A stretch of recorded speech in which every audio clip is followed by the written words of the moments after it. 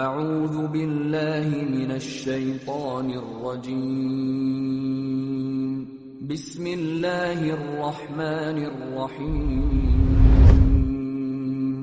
وَلْتَكُن مِّنكُمْ أُمَّةٌ يَدْعُونَ إِلَى الْخَيْرِ وَيَأْمُرُونَ بِالْمَعْرُوفِ وَيَنْهَوْنَ عَنِ الْمُنكَرِ وَأُولَئِكَ هُمُ الْمُفْلِحُونَ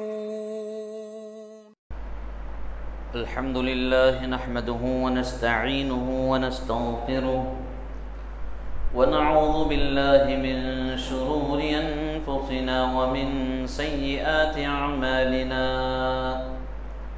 من يهده الله فلا مضل له ومن يضلل فلا هادي له أشهد أن لا إله إلا الله وحده لا شريك له وأشهد أن محمدًا عبده ورسوله أما بعد فإن أصدق الحديث كتاب الله وخير الهدي هدي محمد صلى الله عليه وسلم وشر الأمور محدثاتها وكل محدثة بدعة وكل بدعة ضلالة وكل ضلالة في النار فأعوذ بالله السميع العليم من الشيطان الرجيم من همزه ونفخه ونفثه بسم الله الرحمن الرحيم يا أيها الناس اتقوا ربكم الذي خلقكم من نفس واحدة وخلق منها زوجها وبث منهما رجالا كثيرا ونساء واتقوا الله الذي تساءلون به والأرحام إن الله كان عليكم رقيبا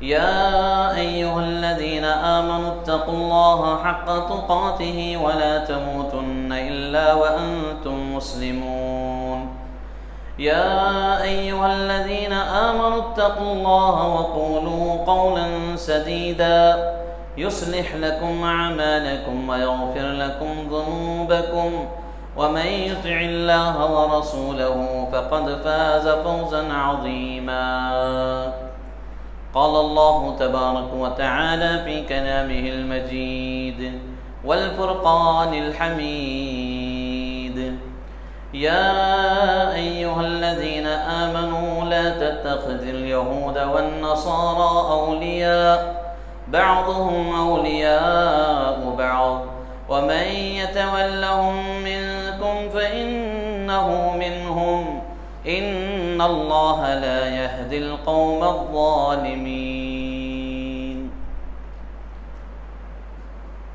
تمام قسم کی تعریف و توصیف، حمد و ثنا، کبریائی و بڑائی، پاکیزگی اللہ وحدہ لا شریک لہ کے لیے لائق و زیبا ہے، جس نے ہم تمام کو اشرف المخلوقات میں سے پیدا کیا، جو ہماری روزی روٹی کا مالک ہے، سارے جہانوں کا پروردگار ہے، پالنہار ہے، ہمارے فیصلوں کا حاکم، ہمارے لیے خیر و شر کا فیصلہ کرنے والا وہی اللہ رب العالمین ہے، اور وہی شارع اسلام ہے، اسلام کی شریعت کو بیان کرنے والا وہی اللہ تبارک و تعالی ہے، اور اللہ تبارک و تعالی کی نعمتیں ہمارے لیے اتنی ہیں کہ اس کو ہم شمار نہیں کر سکتے۔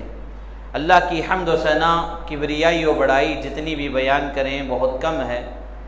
ان گنت و لا تعداد درود و سلام نازل ہو شفیع المذنبین، خاتم النبیین، سید المرسلین، رحمت للعالمین، آمینہ کے در یتیم محمد الرسول اللہ صلی اللہ علیہ وسلم پر۔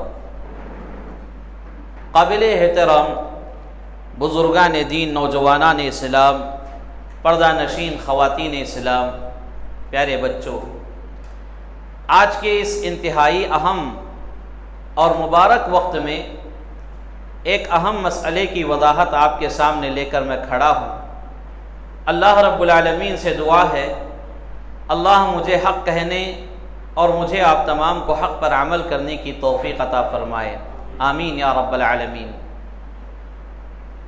جیسا کہ جس مہینے سے ہم گزر رہے ہیں اسلامی اعتبار سے دیکھا جائے تو یہ ربیع الاول کا مہینہ ہے۔ ویسے تو نام نہاد مسلمانوں نے ہر مہینے میں کوئی نہ کوئی بدعت اپنے لیے خاص کر کے رکھے ہیں۔ ایک ایک مکتب فکر کے ایک ایک لوگ یعنی ایک ایک مسلک منہج کے لوگ اپنے لیے ایک بدعت بنائے رکھے ہیں۔ اسلام کے جو 12 مہینے ہیں جن کے بارے میں اللہ رب العالمین نے قرآن مجید میں وضاحت کی ہے، ان 12 مہینوں میں کوئی مہینہ ایسا نہیں ہے جس میں ہم مسلمان کوئی غلط کام نہ کرتے ہوں، دین سمجھ کر کوئی بدعت نہ کرتے ہوں۔ ہر مہینے میں کوئی نہ کوئی رسم، کوئی نہ کوئی رواج، کوئی نہ کوئی طریقہ، کوئی نہ کوئی بدعت ہم بنائے رکھے ہیں۔ ایسے ہی ماہ ربیع الاول میں ایک بدعت جو کہ محبت رسول صلی اللہ علیہ وسلم کے نام پر کی جاتی ہے وہ ہے جشن میلاد۔ اللہ کے نبی محمد رسول اللہ صلی اللہ علیہ وسلم کی ولادت کو لے کر لوگ جشن مناتے ہیں، عید مناتے ہیں۔ بنیادی بات یہ ہے کہ رسول اللہ صلی اللہ علیہ وسلم کی پیدائش کی جو تاریخ ہے اس میں کافی اختلاف ہے، اور اس میں راجح اور صحیح بات یہ ہے کہ جو ربیع الاول کی 12 تاریخ ہے اللہ کے نبی صلی اللہ علیہ وسلم کی وفات کا دن ہے۔ اب لوگوں نے، دشمنان اسلام نے اس چیز کو اتنی اچھے انداز میں، اتنی خوبصورتی کے ساتھ پیش کیے کہ نادان مسلمان اس کو اپنائے ہی نہیں بلکہ اپنے نبی کے وفات کے دن یہ جلوس نکالتے ہیں، خوشیاں مناتے ہیں، نعوذ باللہ۔ تو تاریخ کے اعتبار سے ہی ایک بنیادی اعتراض یہاں پایا جاتا ہے۔ بہرکیف جس موضوع کا انتخاب کیا گیا ہے وہ ہے کیا جشن میلاد غیروں کی مشابہت نہیں ہے؟ ایک کوشچن ہے۔ اس کا آنسر مختصر وقت میں ہم سمجھنے کی کوشش کریں گے۔ اس عنوان کو، اس سوال کو سمجھنے کے لیے سب سے پہلے ہمیں مشابہت کس کو کہتے ہیں وہ سمجھنا ہے، کیونکہ اس عنوان میں جو اہم حصہ ہے وہ مشابہت ہے۔ کیا جشن میلاد غیروں کی مشابہت نہیں ہے؟ تو یہ جو مشابہت آ رہا ہے، مشابہت کس کو کہتے ہیں؟ اگر دیکھا جائے مشابہت تشبیہ سے ہے۔ تشبیہ کا معنی و مطلب یہ ہوتا ہے کہ مماثلت، مطابقت، موافقت، ایک دوسرے کی کاپی کرنا۔ اور شرعی اعتبار سے اگر دیکھا جائے تو تشبیہ کس کو کہتے ہیں؟ اپنی حقیقت، اپنا وجود، اپنی حیات کو چھوڑ کر کسی دوسرے قوم کی حقیقت، کسی دوسرے قوم کی طریقت، کسی دوسرے قوم کے وجود کو اپنانے کا نام تشبیہ ہے۔ میرے بھائیوں، خلاصہ کلام یہ ہے کہ مشابہت اس کو کہتے ہیں کہ اسلام کی جو فطری چیزیں ہیں ان چیزوں کو چھوڑ کر اسلام کے علاوہ دوسرے ادیان کی چیزوں کو اپنانا، یہ مشابہت ہے۔ اللہ کے نبی صلی اللہ علیہ وسلم نے اس سے سختی سے منع فرمایا ہے۔ کیوں منع کیا؟ اس لیے کہ آپ سب سے بہترین مفسر قرآن ہیں، قرآن کی تفسیر بیان کرنے والے جن پر قرآن نازل کیا گیا ہے۔ مطلب یہ کہ اللہ رب العالمین نے اس چیز کو منع کیا ہے، اسی لیے اللہ کے نبی صلی اللہ علیہ وسلم نے بھی منع کیا ہے۔ اور دین وہی ہے جو اللہ اور اس کے رسول نے بیان کیا ہے۔ دین ہرگز وہ نہیں ہو سکتا جو اللہ اور اس کے رسول نے بیان نہیں کیا، بعد کے لوگوں نے بیان کیا ہو، وہ دین نہیں ہو سکتا۔ میرے بھائیو، اللہ رب العالمین نے کافروں سے دوستی کرنے، ان کے عادات و اطوار کو اپنانے اور ان کی حقیقت کو اپنی حقیقت بنانے، ان سے مشابہت اختیار کرنے سے منع فرمایا ہے۔ خطبہ مسنونہ کے بعد میں نے ایک آیت آپ کے سامنے پڑھی ہے، سورہ مائدہ کی آیت ہے، سورہ نمبر 5 آیت نمبر 50 پر 1۔ اس آیت میں اللہ رب العالمین فرما رہا ہے، یا ایھا الذین آمنوا لا تتخذوا اليہود والنصارى اولیاء بعضهم اولیاء بعض ومن يتولهم منکم فانہ منہم ان اللہ لا یہدی القوم الظالمین، کہ اے ایمان والو یہود و نصارہ کے ساتھ دوستی نہ کرو۔ کتنی واضح بات ہے، یہود و نصارہ کے ساتھ دوستی نہ کرو، کیونکہ وہ آپس میں ایک دوسرے کے دوست ہیں، آپ کے دوست نہیں ہیں، وہ آپس میں ایک دوسرے کے دوست ہیں۔ وَمَن يَتَوَلَّهُم مِّنكُمْ فَإِنَّهُ مِنْهُمْ، جو ان کی محبت میں ان کی حقیقت اپناتے ہوئے، ان کی دوستی کو اپناتے ہوئے ان کی محبت میں چلتا ہے، وہ انہی میں سے ہو جائے گا۔ ان اللہ لا یہدی القوم الظالمین، یقیناً اللہ تبارک و تعالیٰ ظالموں کو ہدایت نہیں دیتا۔ یہ اللہ تبارک و تعالیٰ کا ایک واضح فرمان ہے جو ہمیں یہ بات بتا رہا ہے کہ یہود و نصارہ کے ساتھ دوستی نہیں کی جائے گی۔ کیوں نہیں کی جائے گی؟ اس لیے کہ یہ آپس میں ایک دوسرے کے دوست ہیں، مسلمانوں کے، اسلام کے کبھی یہ خیر خواہ بنے ہی نہیں ہیں۔ نبی صلی اللہ علیہ وسلم کے زمانے سے آپ دیکھتے آئیں، جن لوگوں نے اسلام قبول کیا ان میں بھی بہت سارے لوگ یہود و نصارہ سے تھے۔ اسلام قبول کرنے کے بعد وہ صحابہ کا مقام اپنائے، سبحان اللہ، اللہ رب العالمین نے ان پر جنت واجب کر دی۔ لیکن جو لوگ اپنے دلوں میں اسلام کی محبت کی بجائے نفرت رکھتے تھے، اسلام سے، مسلمانوں سے عداوت و بغض لیے جیتے تھے، ایسے لوگوں کے بارے میں اللہ رب العالمین بہتر جانتا ہے۔ تو انہی کے بارے میں اللہ تبارک و تعالیٰ نے بیان کیا کہ ان کی ظاہری چیزوں کو دیکھ کر دھوکہ کھانے کی ضرورت نہیں ہے، لہذا آپ ان سے دوستی مت کرو۔ ہاں یہ بات الگ ہے کہ انسانیت کا تقاضا ہے کہ ان کے ساتھ حسن معاملہ کیا جائے، اچھا سلوک کیا جائے، کیونکہ اسلام دو باتوں کا حکم دیتا ہے، ایک غیروں کے ساتھ دوستی نہ کرنے کا، اور دوسرا ان کے ساتھ حسن معاملہ کرنے کا۔ فرق ہے، یعنی ان کے ساتھ اچھا سلوک کرنا چاہیے۔ کیا معلوم ہمارے اچھا سلوک دیکھنے کے بعد وہ اسلام قبول کر لیں، ہمارا حسن معاملہ وہ اپنانے کے بعد کیا معلوم اللہ ان کو ہدایت دے دے، لیکن دوستی کرنے سے منع کیا گیا ہے۔ ہاں جب وہ اسلام قبول کر لیں، اسلام میں داخل ہو جائیں، تو دوستی ہی نہیں بلکہ ان کے ساتھ محبت بھی کرنا ہے، یہ ایمان کا حصہ ہے۔ تو بہرکیف تشبیہ سے مراد کیا ہے؟ اور اللہ رب العالمین نے یہود و نصارہ سے دوستی کرنے سے اس آیت میں منع فرمایا ہے۔ ایک اور آیت جس میں اللہ تبارک و تعالی حکم دے رہا ہے، یا ایھا الذین آمنوا لا تتخذوا الکافرین اولیاء من دون المؤمنین۔ سبحان اللہ، بڑی پیاری آیت ہے۔ اللہ تبارک و تعالی فرما رہا ہے سورہ نساء کی آیت نمبر 144 میں کہ اے ایمان والو، کافروں کے ساتھ دوستی مت کرو مومنوں کو چھوڑ کر، یعنی تمہیں دوستی کرنا ہے تو مومنوں سے دوستی کرو، کافروں سے دوستی مت کرو۔ ایک اور تیسرے مقام پر اللہ تبارک و تعالی فرما رہا ہے جو کہ سورہ آل عمران ہے۔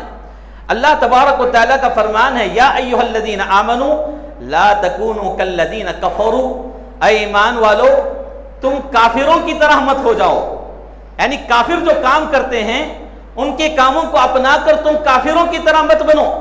اللہ رب العالمین کے اس طرح کے سینکڑوں مقامات پر اللہ نے پیغامات بھیجے ہیں، اللہ اپنے نبی محمد رسول اللہ صلی اللہ علیہ وسلم پر اور ساری امت کے لوگوں پر۔ میں نے مثال کے طور پر 3 آیتیں آپ کے سامنے رکھی ہیں، ان تینوں آیتوں میں اللہ تبارک و تعالی یہی پیغام دے رہا ہے کہ کافروں کے ساتھ، یہود و نصارہ کے ساتھ دوستی نہیں کرنا چاہیے۔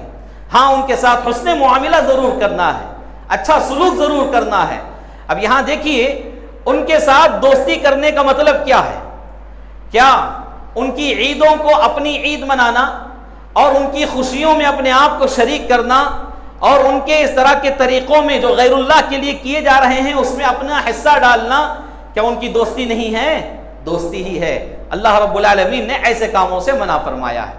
جب اللہ تبارک و تعالیٰ نے کافروں اور یہود و نصارہ کی مشابہت اختیار کرنے سے منع کر ہی دیا ہے تو اسی کی تفسیر پیارے نبی صلی اللہ علیہ وسلم نے احادیث صحیحہ میں بیان فرمائی ہے۔ پہلی حدیث عبداللہ بن عمر رضی اللہ عنہما کی حدیث ہے، جس کو امام ابو داؤد رحمۃ اللہ علیہ نے اپنی سنن نبی داؤد میں بیان فرمائے ہیں، اور اس کی تخریج میں علامہ البانی رحمۃ اللہ علیہ نے اس کو صحیح قرار دیا ہے۔ حدیث نمبر 4030 پر 1 عن عبداللہ بن عمر رضی اللہ عنہما قال قال رسول اللہ صلی اللہ علیہ وسلم من تشبہ بقوم فہو منہم، رواہ ابو داؤد وحسنہ الالبانی فی صحیح ابی داؤد۔ یہ ابن عمر رضی اللہ عنہما فرما رہے ہیں کہ اللہ کے رسول صلی اللہ علیہ وسلم نے فرمایا جو جس قوم کی مشابہت اختیار کرتا ہے وہ انہی میں سے ہو جائے گا۔ واضح فرمان ہے۔ اور اس کے علاوہ اللہ کے نبی صلی اللہ علیہ وسلم نے ایک دوسرے مقام پر روزوں کو لے کر ان کی مشابہت کرنے سے منع کیا ہے۔ عاشوراء کے روزے، اللہ کے نبی صلی اللہ علیہ وسلم جب مدینہ آئے تھے دیکھا کہ لوگ روزہ رکھے ہوئے ہیں۔ اللہ کے نبی صلی اللہ علیہ وسلم نے پوچھا کہ روزہ رکھنے کی وجہ کیا ہے؟ کہا گیا کہ آج موسیٰ علیہ السلام کی پیدائش کا دن تھا، لہذا موسیٰ علیہ السلام کو ماننے والے یہ یہودی اس خوشی میں روزہ رکھے ہیں۔ تو اللہ کے نبی صلی اللہ علیہ وسلم نے کہا کہ موسیٰ علیہ السلام تو ہمارے بھائی ہیں، ان سے حقیقی محبت ہم کرتے ہیں، لہذا ہم بھی روزہ رکھیں گے، لیکن ان کی مخالفت کرتے ہوئے ایک روزہ نہیں بلکہ 2 روزے رکھیں گے۔ اللہ کے نبی صلی اللہ علیہ وسلم نے 2 روزے رکھنے کا حکم دیا۔ تو یہاں روزوں میں بھی اللہ کے نبی صلی اللہ علیہ وسلم نے مشابہت اختیار کرنے سے منع کیا ہے، بلکہ ان کی مخالفت کرنے کا حکم دیا ہے۔ ایک تیسرے مقام پر داڑھی کا مسئلہ، اللہ کے نبی صلی اللہ علیہ وسلم نے فرمایا وعف اللحى قص الشوارب، کہ اپنے مونچھوں کو کترو اور داڑھیوں کو بڑھاؤ۔ کیوں؟ اس لیے کہ یہودیاں جو ہیں داڑھیوں کو کترتے تھے، مونچھوں کو بڑھاتے تھے۔ اللہ کے نبی صلی اللہ علیہ وسلم نے یہاں بھی ان کی مخالفت کرنے کا حکم دیا، مشابہت اختیار کرنے کا حکم نہیں دیا۔ تو یہاں معلوم یہ ہوتا ہے کہ آپ یعنی نبی صلی اللہ علیہ وسلم اپنی زندگی میں اٹھتے بیٹھتے چلتے پھرتے ان لوگوں کی مخالفت کیا کرتے تھے، کیونکہ اسلام کا ایک امتیازی وصف ہے، اسلام کی ایک خوبصورتی ہے، وہ خوبصورتی کو باقی رکھنے کے لیے ہمیں اسلام کو ہی فالو کرنا ہے۔ غیروں کو جب فالو کریں گے، غیروں کی مشابہت اختیار کریں گے تو اسلام کی وہ خوبصورتی مٹ جائے گی، اسلام کی وہ خوبصورتی نہیں رہے گی۔ لہذا اللہ کے نبی صلی اللہ علیہ وسلم نے جگہ جگہ پر صحیح احادیث میں اس طرح کی باتیں بیان کی، یعنی تاکہ ہم ان کی مشابہت اختیار کرنے سے بچیں بلکہ مخالفت کریں۔ اب دیکھیے اللہ کے نبی صلی اللہ علیہ وسلم کی جو صحیح احادیث ہیں ان سے یہ بات معلوم ہوتی ہے کہ اسلام کے جو بنیادی چیزیں ہیں، عقائد میں، معاملات میں، اخلاقیات میں اور اسی طرح عبادات میں، ہر ناحیے سے اللہ کے نبی صلی اللہ علیہ وسلم نے شریعت مطہرہ میں ان لوگوں کی مخالفت کرنے کا حکم دیا ہے، مشابہت سے منع فرمایا ہے۔ یہاں تک بات واضح ہوئی مشابہت کے سلسلے میں۔ اب ایک قدم ہم آگے بڑھتے ہیں کہ جشن کس کو کہتے ہیں؟ جشن ہے خوشی منانا، یعنی عید کا موقع ہے، عید کے موقع پر خوشی منانے کو عید کا جشن کہا جاتا ہے۔ اور جشن منانے کا ایک واضح معنی اگر اسلام کی روشنی میں دیکھا جائے تو اسلام کے حدود میں رہتے ہوئے خوشی منانا، سبحان اللہ، اسلام کے دائرے میں رہتے ہوئے، اسلام کے حدود میں رہتے ہوئے خوشی منانا یہ جائز ہے۔ اگر کوئی صحیح عیدوں کی مناسبت سے بھی، عید الفطر اور عید الاضحیٰ کی مناسبت سے بھی اگر کوئی اسلام کے دائرے سے ہٹ کر خوشی مناتا ہے تو وہ جائز نہیں ہے۔ دیکھیے جشن کا معنی یہ ہوا، اب جو لوگ نبی صلی اللہ علیہ وسلم کی ولادت کو جشن کے طور پر اپناتے ہیں ان لوگوں کے لیے یہ بات ہے کہ یہ جشن نہیں ہے۔ اللہ کے نبی صلی اللہ علیہ وسلم کی ولادت پر خوشی منانے کے نام پر آج جو کچھ فتنے ہو رہے ہیں، العیاذ باللہ، اللہ ہمارے نسلوں کی حفاظت فرمائے۔ اتنے خطرناک فتنے صرف محبت رسول صلی اللہ علیہ وسلم کے نام پر شیطان ابھار رہا ہے اور لوگ اس کو اپنا رہے ہیں۔ میرے بھائیوں، جشن میلاد کی کوئی حیثیت، کوئی حقیقت اسلام کے اندر نہیں ہے۔ آپ یقین مانیے یہ جو عید منائی جا رہی ہے اس کے موجد کون ہیں؟ اس کو ایجاد کرنے والے کون ہیں؟ اس کو ایجاد کرنے والے یہودی ہیں۔ یہودیوں سے پھر یہ چیز روافظ میں آئی، روافظ سے پھر یہ چیز اہل بدعت میں، پھر اس کے بعد پھیلتے پھیلتے مختلف لوگوں میں یہ چیز عام ہو گئی۔ دراصل اس کو ایجاد کرنے والے یہودی ہیں اور اس کو اپنانے والے روافظ ہیں۔ کیوں؟ اس لیے کہ روافظ شروع اسلام سے ہی آج تک یہودیوں کی مدد کرنے والے ہیں۔ اسلام کی بنیادوں کو کمزور کرنے میں روافظ کا، شیعہ کا سب سے بڑا ہاتھ ہے، اور یہ لوگ یہودیوں کے بڑے سپورٹرز ہوتے ہیں، یہودیوں کو بڑا تعاون کرتے ہیں۔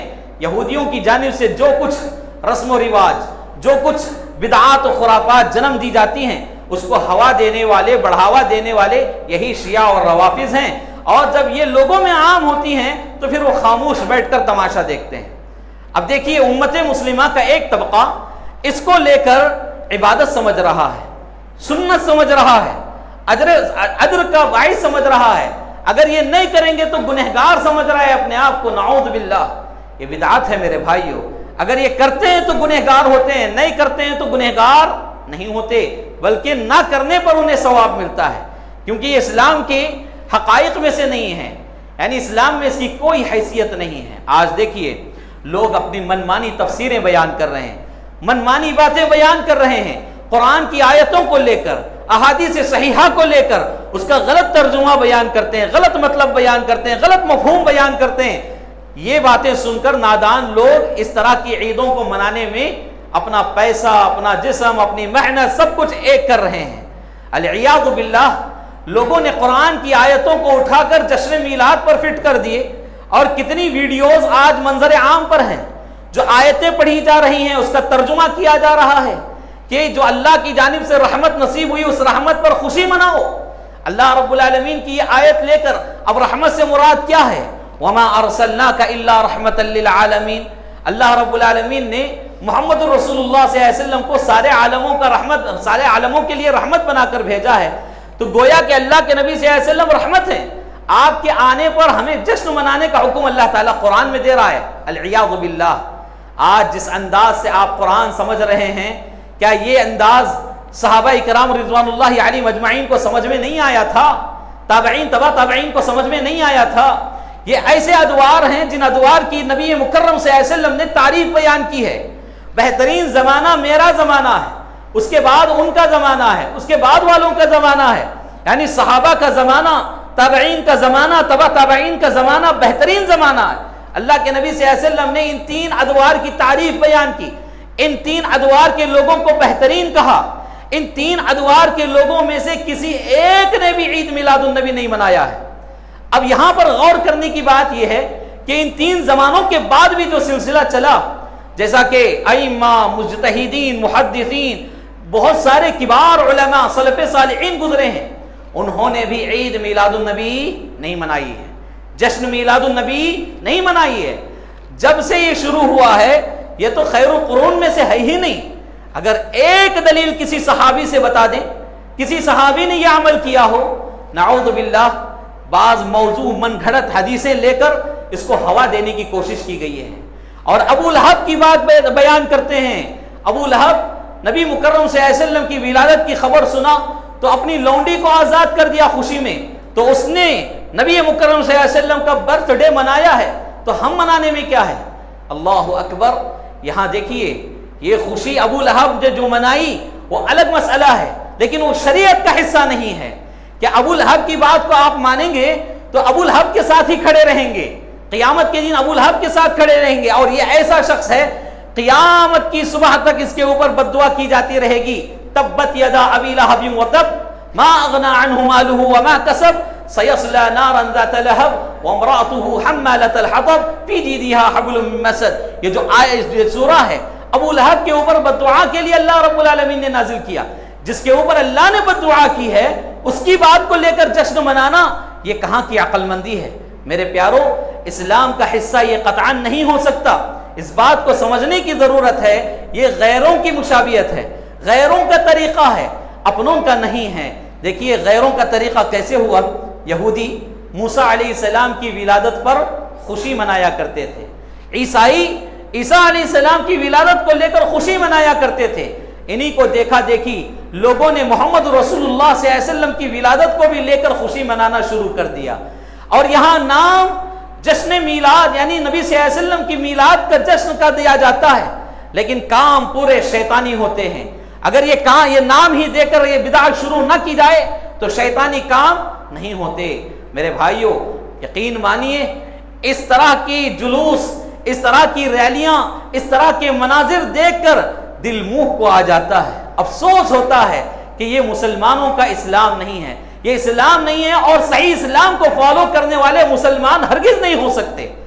آج دیکھیے اپنی دکانوں کی حفاظت کے لیے، اپنے دھندوں کی حفاظت کے لیے لوگ قرآن کو بدل دے رہے ہیں، قرآن کے ترجمے کو بدل رہے ہیں. جتنی آیتیں جشن میلاد پر آج بیان کیے جا رہے ہیں، جتنی احادیث آج جشن میلاد کے منانے پر اس کے ثبوت میں بیان کیے جا رہے ہیں، ان ساری باتوں کا ایک ہی جواب ہو سکتا ہے، اور وہ ہے جس کو آج ہم پکڑے ہوئے ہیں. کیا یہ آیتیں، یہ احادیث صحابہ کرام رضوان اللہ علیہم اجمعین کو معلوم نہیں تھی؟ اگر معلوم تھی تو پھر انہوں نے ان پر عمل نہیں کیا، آپ ہی عمل کر رہے ہیں. اگر پھر وہ عمل نہیں کیے ہیں تو مطلب یہ ہے کہ وہ اسلام نہیں ہے. اللہ کے رسول صلی اللہ علیہ وسلم نے ساری باتوں کو جب بیان کر دیا حجۃ الوداع کے موقع پر، اور انہی میں سے ایک بات یہ بھی بیان کی کہ بدعات سے بچا کریں، بدعاتوں سے دور رہا کریں. کیوں؟ اس لیے کہ ہر بدعت گمراہی ہے اور گمراہی جہنم میں لے جانے والی ہے۔ اللہ رب العالمین نے فیصلہ کن آیت نازل کر دیا، اليوم اکملت لکم واتممت علیکم نعمتی ورضیت لکم الاسلام دینا۔ یہ آیت بیان کر کے اللہ نے کہا کہ اب اسلام مکمل ہو چکا ہے، اب اس کے بعد کوئی وحی آنے والی نہیں ہے۔ اسلام میں نہ زیادتی کی جا سکتی ہے نہ کمی کی جا سکتی ہے۔ میرے بھائیوں، مسلمانوں کے لیے جو بڑی عیدیں ہیں وہ دو عیدیں ہیں، بارہا میں نے اس کا تذکرہ کیا ہے۔ دو عیدیں ہیں، عید الفطر اور عید الاضحیٰ۔ ایک بعض روایتوں میں ایک تیسری عید کا تذکرہ ملتا ہے، عید المؤمنین یعنی جمعہ کی عید۔ لیکن خوشی منانے کے اعتبار سے اسلام نے مسلمانوں کو جو حق دیا ہے وہ دو عیدیں، دو دن۔ پیارے نبی صلی اللہ علیہ وسلم ہجرت کر کے مدینہ پہنچے، مدینہ میں لوگوں کو دیکھ رہے تھے، غور و فکر کر رہے تھے۔ اتنے میں لوگوں کو دیکھا گیا کہ لوگ دو دن خوشی منایا کرتے تھے۔ اللہ کے نبی صلی اللہ علیہ وسلم نے پوچھا کہ یہ خوشی کیوں منائے جا رہے ہیں، خوشی کیوں منائی جا رہی ہے؟ تو ان لوگوں نے کہا کہ اللہ کے نبی صلی اللہ علیہ وسلم، ہم اسلام قبول کرنے سے پہلے جاہلیت کے دور میں جب تھے تو زمانے جاہلیت میں ان دو دنوں میں ہم خوشی منایا کرتے تھے، تفریح منایا کرتے تھے، جشن منایا کرتے تھے۔ اب اسلام قبول کر لیے لیکن یہ چیز ہمارے درمیان ابھی بھی باقی ہے۔ اللہ کے نبی صلی اللہ علیہ وسلم نے کیا فرمایا؟ ان اللہ قد ابدلکم بہما خیرا منہما یوم الاضحی و یوم الفطر، رواہ ابو داؤد وصححہ الالبانی فی صحیح ابی داؤد۔ یعنی ابو داؤد کی روایت ہے، اللہ کے نبی صلی اللہ علیہ وسلم نے فرمایا اللہ تبارک و تعالیٰ نے ان دو دنوں کے مقابلے میں اس سے بہتر دو عیدیں اللہ آپ کو عطا کر رہا ہے، وہ ہے یوم الفطر و یوم الاضحیٰ، عید الاضحیٰ ہے اور عید الفطر ہے، بقرعید کی عید ہے اور اسی طرح قربانی کی عید ہے۔ تو اللہ کے نبی صلی اللہ علیہ وسلم نے یہ دو عیدیں مسلمانوں کے لیے بیان کی، تو یہی شریعت ہے، یہی شریعت ہے، یہی دین ہے، یہی اسلام ہے۔ اگر کوئی بندہ اپنے منمانی طور پر تیسری عید کا کوئی ایجاد کرتا ہے وہ دین نہیں ہو سکتا۔ کوئی جشن مناتے ہوئے، کوئی عید مناتے ہوئے ایک تیسرے طریقے کو اپناتا ہے، نہیں، وہ غلط طریقہ ہے۔ ہاں، کوئی آدمی ان دو عیدوں میں سے اپنی سہولت کے اعتبار سے ایک ہی عید مانے گا، دوسرے عید کا بھی انکار کرے گا، تب بھی وہ اسلام وہ غلط کر رہا ہے، یہاں تک کہ اس کی یہ غلطی اس کو اسلام سے بھی نکال دیتی ہے۔ کیونکہ شریعت کی کسی بات کا انکار کر دینا، شریعت کے کسی عمل کو انکار کر دینا، یہ اسلام سے نکال دینے کا مطلب ہے۔ تو میرے بھائیوں، نہ ہی شریعت میں کمی کی جا سکتی ہے نہ ہی زیادتی کی جا سکتی ہے۔ لہذا آج جو مناظر دیکھنے کو مل رہے ہیں، جشن میلاد کے نام پر لاکھوں روپیے خرچ کیے جا رہے ہیں اور اسی طرح لوگوں کی عزتوں سے کھیلا جاتا ہے، غیر مسلموں کو ایک غلط میسج دیا جاتا ہے اور کیا کچھ نہیں ہوتا میرے بھائیوں۔ عجیب و غریب قسم کے گانے لگا کر رقص و سرور بھی کیا جاتا ہے، رنگیلیاں کی جاتی ہیں، لڑکیوں کو لا کر نچوایا جاتا ہے۔ کیا یہ اسلام ہے؟ نعوذ باللہ، یہ اسلام نہیں ہو سکتا۔ اور جو بڑے لوگوں نے اس کے ثبوت میں دلائل پیش کر رہے ہیں وہ یہی کہہ رہے ہیں کہ ہم تو برائی کو عام نہیں کر رہے ہیں، برائی کا حکم نہیں دے رہے ہیں، اب وہ لوگ کر رہے ہیں تو کر رہے ہیں، ان کو نہیں کرنا چاہیے۔ دیکھیے، جب فتنے کا دروازہ کھول دیے ہیں تو اب وہ فتنہ کس طرح کا ہوگا اس سے کوئی فرق نہیں پڑنے والا۔ لہذا پہلے فتنے کے دروازے کو ہی بند کرنا ہے، یہ آپ کی ذمہ داری ہے۔ میرے عزیزوں، میرے پیاروں، میں نادان مسلمانوں سے کہنا چاہتا ہوں، جو جانکار ہیں، جاننے والے ہیں، وہ تو اپنی جگہ ہیں، وہ سب جانتے ہوئے اللہ کی شریعت کا مذاق اڑا رہے ہیں۔ کل قیامت کے دن حشر کا میدان ہوگا، رب العالمین کی عدالت ہوگی اور ان چوروں کے گریبان ہوں گے۔ اللہ ان کو پکڑے گا، پوچھے گا، اپنی آیتوں کو غلط مطلب کے ساتھ بیان کرنے کا انہیں جواب دینا پڑے گا، احادیث صحیحہ کو توڑ مروڑ کر پیش کرنے کا انہیں جواب دینا پڑے گا۔ کل اللہ کی عدالت میں وہاں کوئی وکیل نہیں رہے گا، کوئی سفارش کرنے والا نہیں رہے گا، آپ کا کوئی سپورٹ کرنے والا نہیں رہے گا، صرف آپ کی زبان رہے گی، آپ کے اعضاء رہیں گے، اللہ رب العالمین کی عدالت رہے گی اور انصاف کرنے والا میرا رب رہے گا۔ لیکن میں نادان مسلمانوں کو یہ پیغام دینا چاہتا ہوں، اس طرح کی چیزوں میں پڑھ کر اپنے دین و ایمان کا سودا نہ کریں، اپنے عقائد کو مضبوط بنائیں۔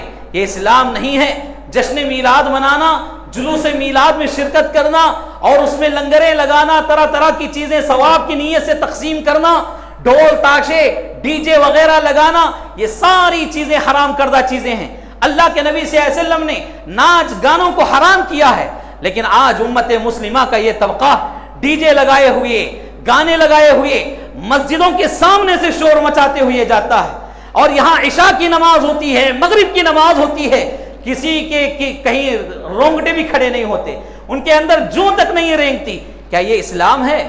اور انہی محفلوں میں ناچنے والوں کو شراب پلائی جاتی ہے، شراب کے پیسے دیے جاتے ہیں، اور ڈی جے بجانے والوں کو بھی پیسے دیے جاتے ہیں شراب کے، وہ شراب پی کر ڈی جے بجاتے ہیں، ڈھول تاشے بجاتے ہیں، اور یہ آوارہ ناکارہ جو گلی کوچے کے اچک کے نوجوان ہیں اور یہ پرکی نوجوان ہیں، ایسے لوگوں کو لا کر انہیں شراب پلا کر اس میں نچایا جاتا ہے۔ نعوذ باللہ، بعض جگہوں پر اسٹیج بنائے جاتے ہیں، پیچھے بینر جشن میلاد کا لگایا جاتا ہے، بے پردہ لڑکیوں کو لا کر نچوایا جاتا ہے۔ کیا یہ اسلام ہے؟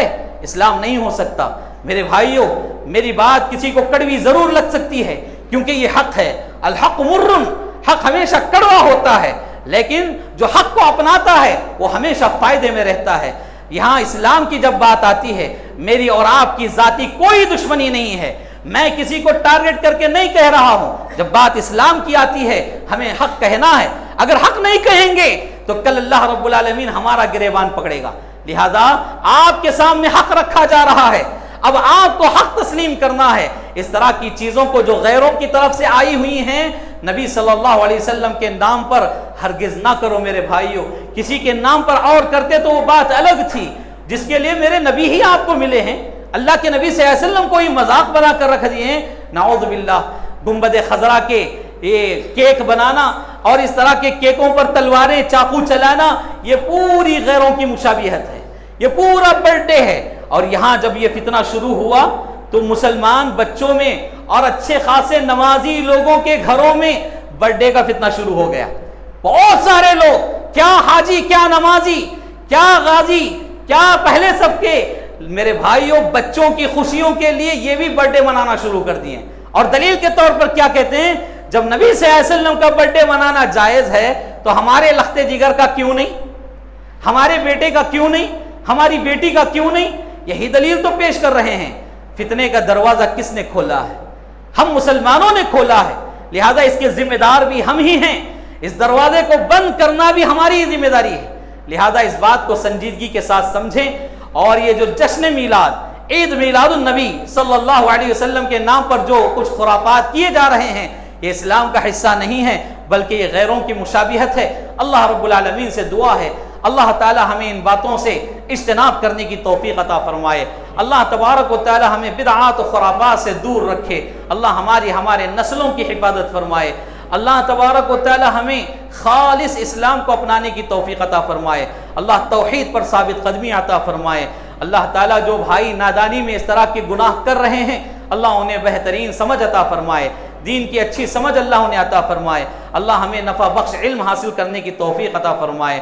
ہم میں جو بھائی گنہگار ہیں، خطاکار ہیں، ہم سب گنہگار ہیں، اللہ ہماری مغفرت فرمائے، اللہ ہمیں معاف فرمائے، اللہ ہمیں درگزر فرمائے، مزید نیک کام کی توفیق عطا فرمائے۔ ہم میں جو بیمار ہیں، اللہ ہر چھوٹی بڑی بیماری سے مکمل شفا یابی عطا فرمائے۔ جو قرضوں میں مصیبتوں میں گھیرے ہوئے ہیں، اللہ انہیں ان سے نجات عطا فرمائے۔ اللہ ہم تمام کو شریعت مطہرہ سے سچی محبت کرنے کی توفیق عطا فرمائے۔ اللہ اس کے رسول کی حقیقی محبت اللہ ہمارے دلوں میں بٹھائے۔ اللہ تعالیٰ اسلام کے دشمنوں کے خلاف جو کچھ آوازیں اٹھ رہی ہیں، اللہ تعالیٰ اس میں ہمارا حامی و ناصر ہو۔ اللہ ہمارے حق میں خیر و بھلائی کے فیصلے فرمائے، حرمین شریفین کی حفاظت فرمائے، توحید کے زمینوں کی اللہ حفاظت فرمائے، خادمین حرمین شریفین کی اللہ حفاظت فرمائے۔ اللہ صحابہ و صحابیات رضوان اللہ علیہم اجمعین کی مقدس جماعت پر اپنی بے انتہا رحمتیں سلامتیں نازل فرمائے۔ اللہ ہمیں ان کے نقش قدم پر چلنے کی توفیق عطا فرمائے۔ اللہ تعالی ہمیں ان کے شان میں گستاخی کرنے سے محفوظ رکھے۔ اللہ تعالی ان کا ادب احترام کرنے کی توفیق عطا فرمائے۔ جو بے اولاد ہیں اللہ انہیں صاحب اولاد بنائے، جو صاحب اولاد ہیں اللہ ان کے لیے ان کے حق میں انصاف والا والدین بنائے۔ اللہ تعالیٰ اولاد کو ہمارے لیے آنکھوں کا ٹھنڈک بنائے، مطیع بنائے، فرمانبردار بنائے۔ اللہ ہمارے نوجوانوں کی اصلاح فرمائے۔ اللہ ہم تمام کو 5 وقتہ نمازی بنائے، شریعت مطہرہ کا پابند بنائے، جب تک دنیا میں رکھے حالت ایمان میں رکھے، جب خاتمہ ہو تو حسن خاتمہ نصیب فرمائے۔ آمین یا رب العالمین۔ اقول قولی ھذا استغفر اللہ لی ولکم ولسائر المسلمین وما توفیقی الا باللہ۔